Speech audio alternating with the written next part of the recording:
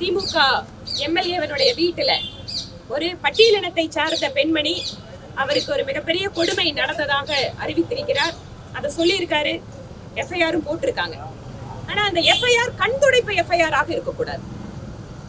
எல்லாரும் சேர்ந்து அரசியல் கட்சிகள் பேசி சமூக வலைதளங்கள்ல பேசி அதற்கு பின்பாக ஏதோ போனால் போகிறது என்று ஒரு எஃப்ஐஆரை பதிவு செய்தது போல இருக்கிறது.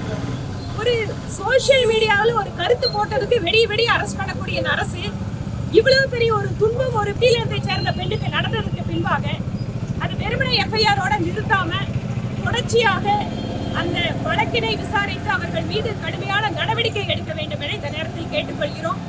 இது ஆளுகின்ற கட்சியினுடைய எம்எல்ஏ அப்படிங்கிறதால மென்மையான அணுகுமுறையோடு இருக்கிறதோ என்கின்ற சந்தேகம் வருகிறது. உடனடியாக எஃப்ஐஆரை தொடர்ந்து மேற்கொண்டு எடுக்க வேண்டிய நடவடிக்கைகளை எடுக்க வேண்டும் எனவும் இந்த நேரத்தில் தமிழக அரசை கேட்டுக்கொள்கிறோம்.